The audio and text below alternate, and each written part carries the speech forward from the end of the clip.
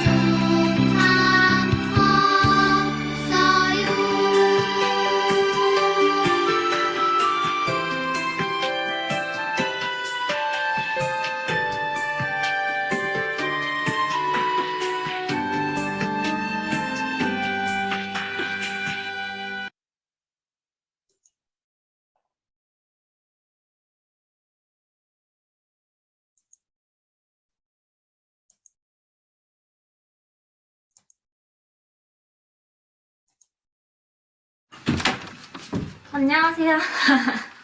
와, 정말로?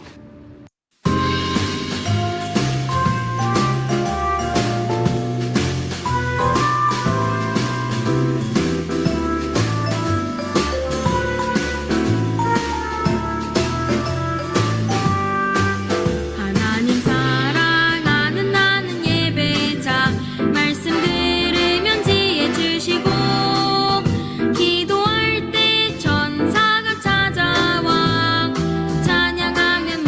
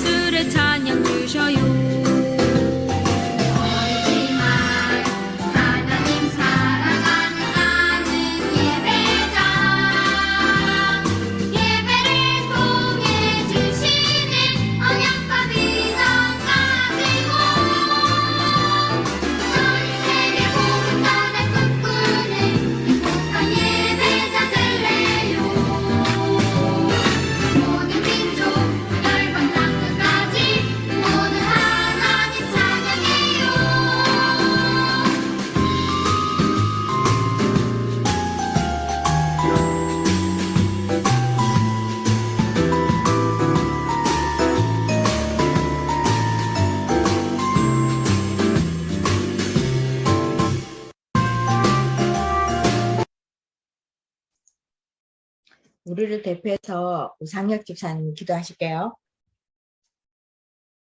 하나님 감사합니다. 그리스도 예수를 보내주셔서 우리를 구원하시고 지금도 성령으로 함께 하시니 또 성령으로 인도하시니 감사합니다. 모든 일과 사건 속에서 성령의 인도를 받게 해주세요. 나와 세상이 나의 주인이 아닌 오직 그리스도 하나님이 우리의 주인 되어주세요. 태영아부 예배를 통해 자녀들에게 복음이 전달되고 말씀이 각인되게 해주세요. 언약을 전달하는 태영아 예배가 끊어지지 않게 인도해 주세요. 이 시간 말씀 전하시는 사모님께 성령의 충만함을 주시고 모든 태영아 가족에게 동일한 은혜를 허락해 주시옵소서. 예수 그리스도 이름으로 기도합니다. 아멘. 아멘. 네, 에베소서 1장 볼게요. 에베소서 1장 13절, 14절 말씀.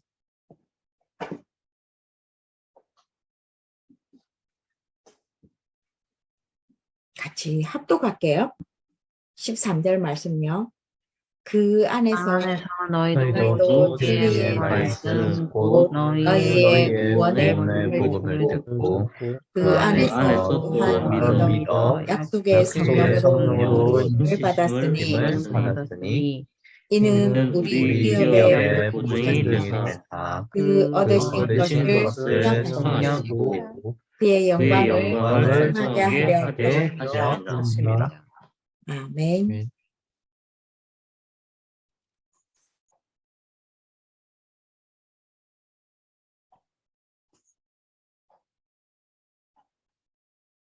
그 주일날 말씀이 소요리 문답 30문답인데요.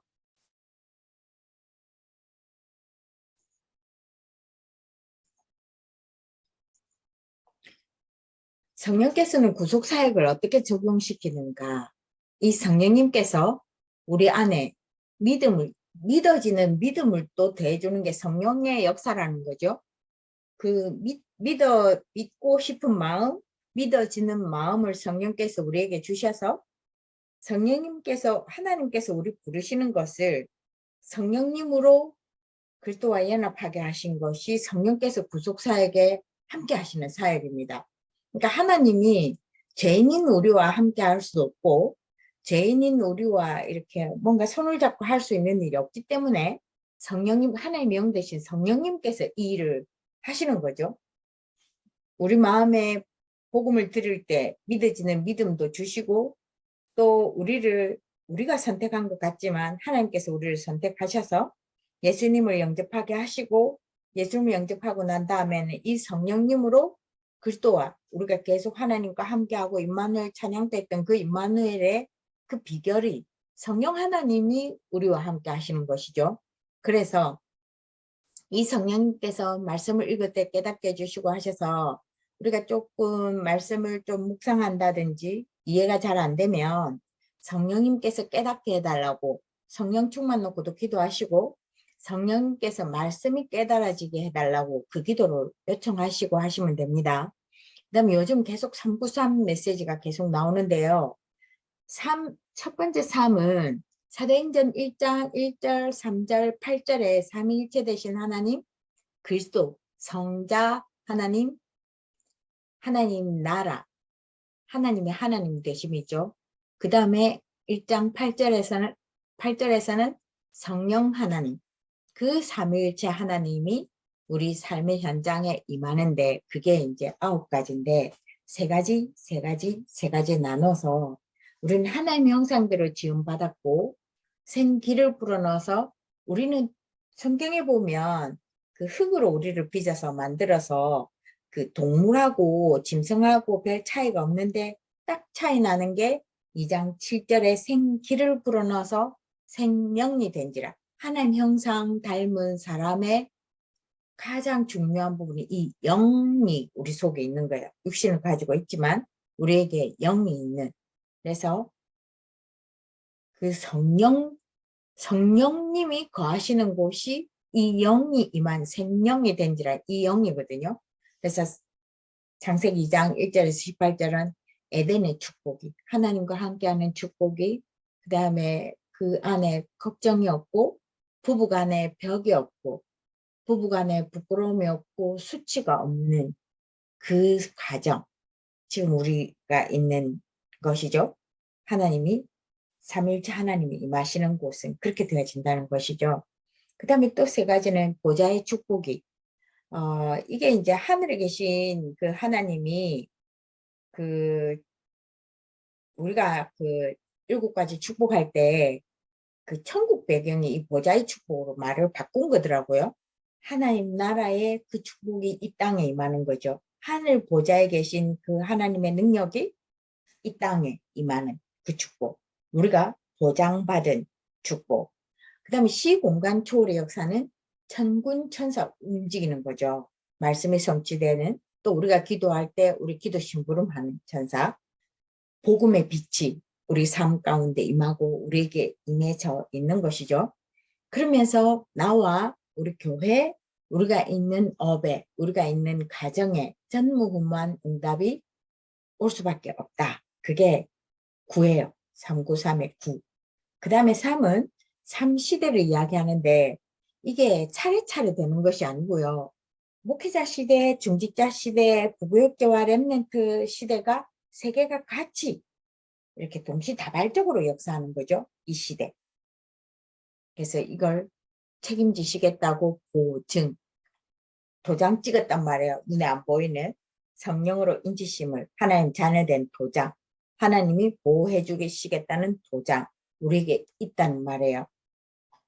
그래서 1번을 보니까 성령 충만은 예수님이 십자가에서 모든 문제 해결하셨기 때문에 이걸 누리는 거예요. 모든 문제 해결하신 그리스도를 충만하게 누리는 것이 성령 충만이다. 성령 충만하면 방언이 터지고, 성령 충만하면 환상이 보이고, 성령 충만하면 뭔가 이래 초월적인 그것이 아니라 예수님이 모든 문제 해결하셨다는 이것을 우리 삶 속에서, 우리 생각 가운데, 우리 영 가운데, 우리 삶의 자리에서 누리는 것이 성령 충만입니다. 그래서 이런저런 일이 생길 때 우리도 모르게 우리가 배운 지식과 우리가 살아온 경험과 우리가 살아온 이런 것들로 모든 것을 바라보는데, 그걸 바라보다가 빨리 하나님 바라보는 걸로 전환을 시키시면 평안함이 임해요. 이게 이제 현실을 무시하라는 이야기도 아니고 세상 학문을 다 무시하라는 이야기가 아니에요. 그것 위에 하나님이 더가 되는 거죠. 우리가 알고 있는 그 지식이 사실이기도 하지만 그것으로는 우리 마음에 평안함이 없단 말이에요. 평안함이 임해지지가 않는단 말이에요. 그러면 그것 위에 성령 충만으로 덧입는 거 이야기하는 거예요. 무시하는 것이 아니고. 상식이 없으면 살아가기 힘들어요. 그렇죠? 또 세상적인 지식이 너무 없어도 사기당해요.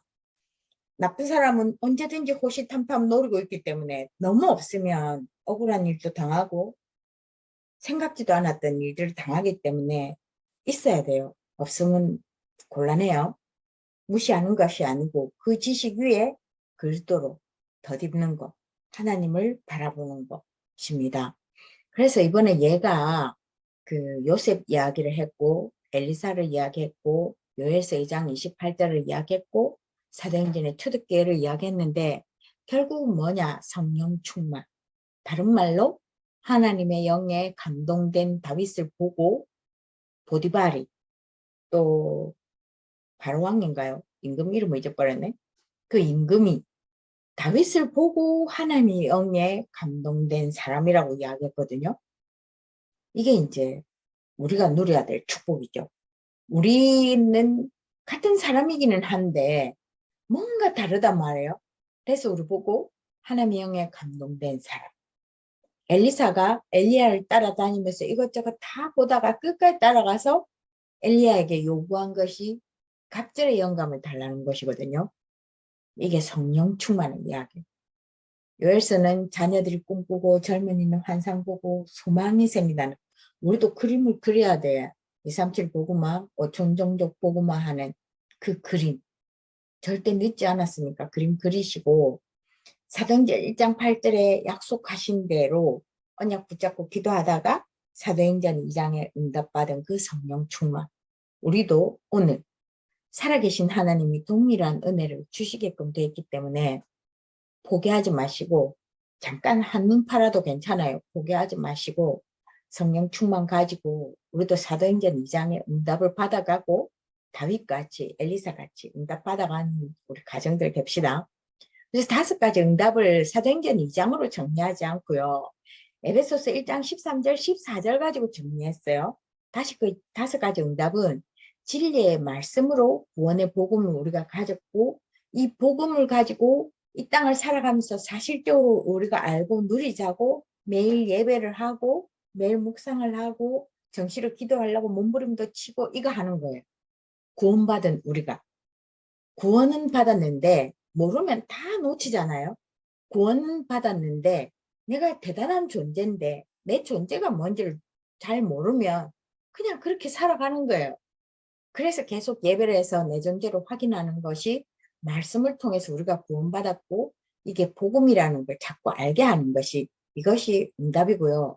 말씀을 자꾸 듣고 말씀을 자꾸 묵상하면 믿음이 생기고 그 믿음 따라 역사하는 거예요. 예를 들자면요. 현실적으로 미래가 다 불안해요.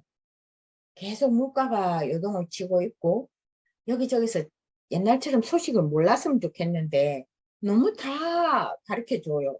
너무 방송으로도 가르쳐주고 우리가 폰을 봐도 다 알 수 있는 이런저런 일에 의해서 우리가 조금 정신을 차리고 생각해보면 너무 불안해요. 우리가 준비하는 게 한계가 있어요. 상대적 박탈감으로 우리는 성실하게 일하고 열심히 일을 하는데 딴 세계 사람들은 일을 하지 않아도 우리가 가지지 못한 거 다 가지고 있고 이렇단 말이에요. 그렇다고 우리가 또 미래를 위해서 누구든 자녀는 조금 잘 키우고 싶잖아요. 너나 할 것 없이. 그런 거 생각하면 막 불안해요. 흔들리고. 이래 살아가는 게 맞나 싶을 정도로. 근데 우리는 가진 것도 없고 뭐가 없는데 평안하잖아요. 이게 믿음이 주시는 역사예요.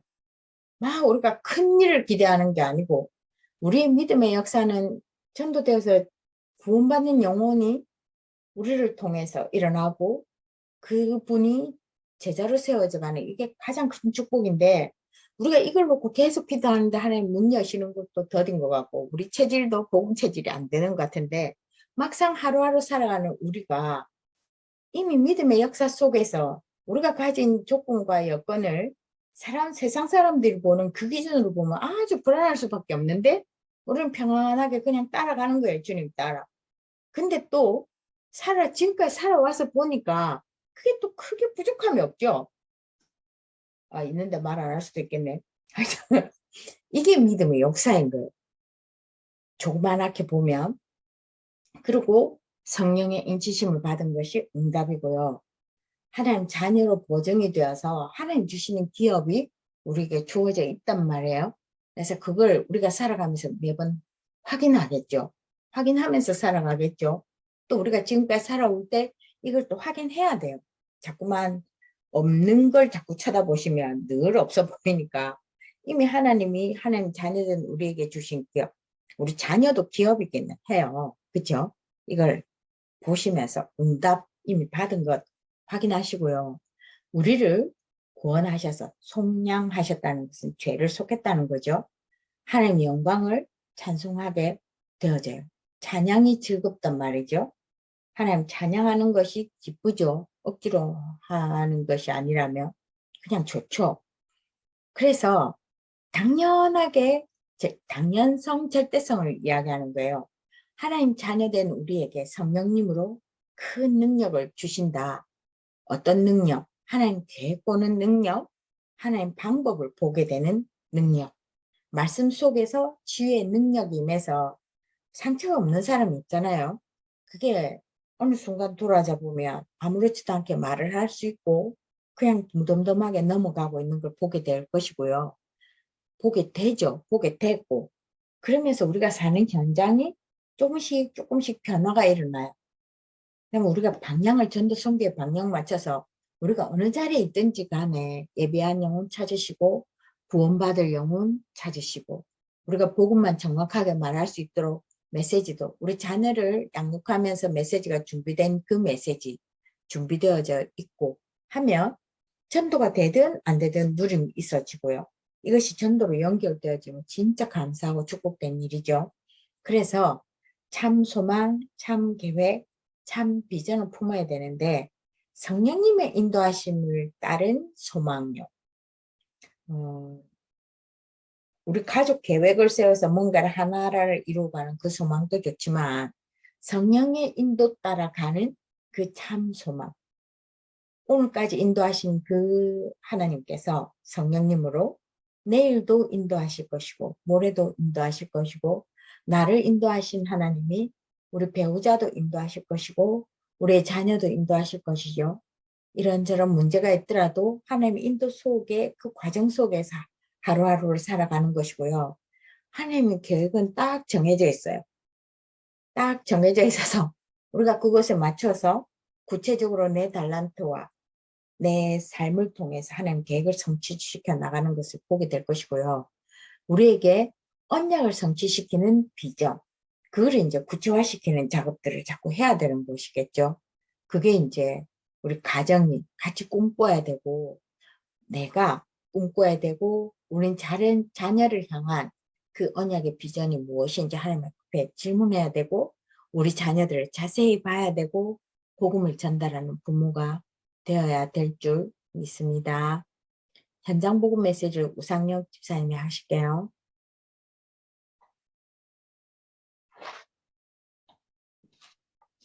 네, 부가 예수 그리스도와 함께하는 생애입니다. 본문은 빌립보서 2장 5절에서 11절까지입니다. 하나님의 구원 계획은 단순한 약속이 아닙니다. 건축을 하거나 결혼을 하거나 사업을 하거나 농사를 짓는 정도의 것이 아닙니다. 하나님께서 창세 전부터 계획하시고 준비하셨고 많은 사람을 구원하기 위해서 수천 년간 수십 명의 선지자를 보내 수백 번 약속하셨으며 완전한 것을 예비시켰습니다. 그것은 바로 하나님이 사람을 구하러 오시는 일입니다. 단 인간의 모습으로 오신 것입니다. 그분이 바로 예수 그리스도이십니다. 첫 번째로 우리의 구원은 얼마나 귀중한 것이었을까요?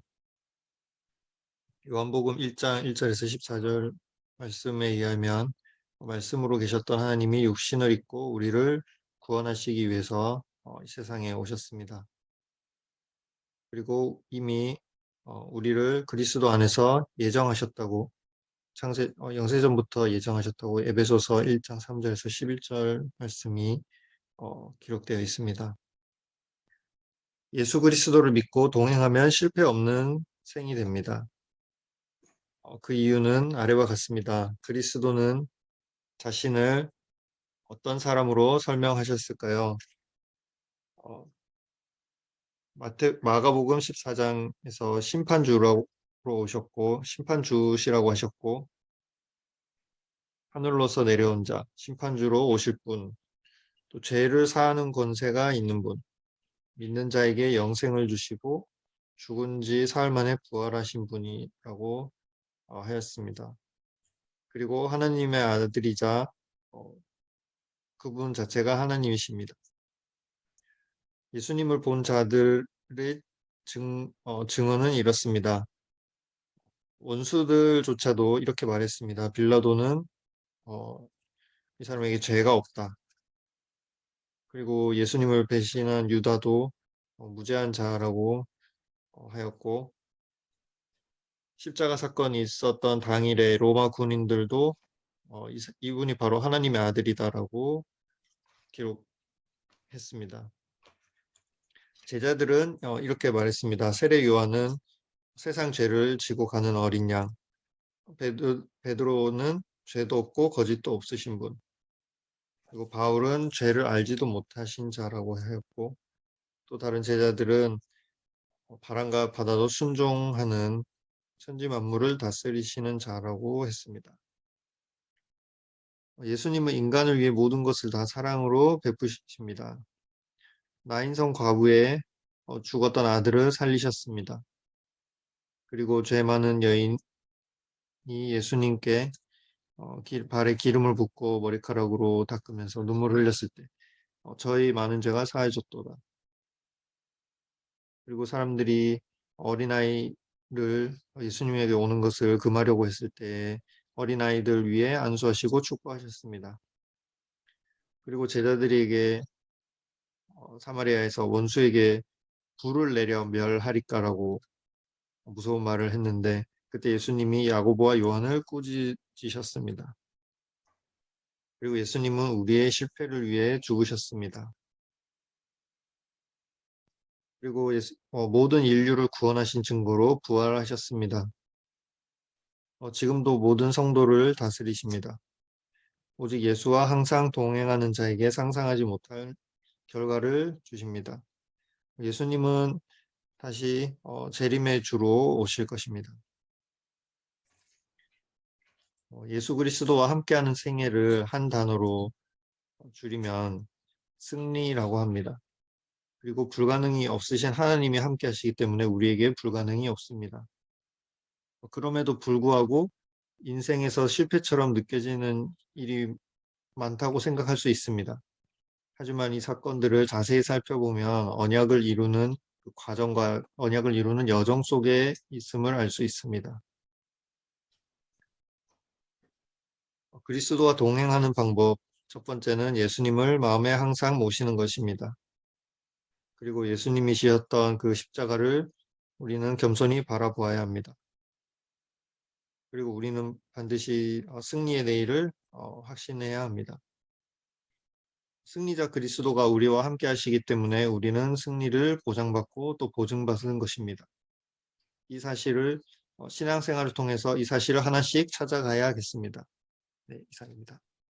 네, 수고하셨습니다.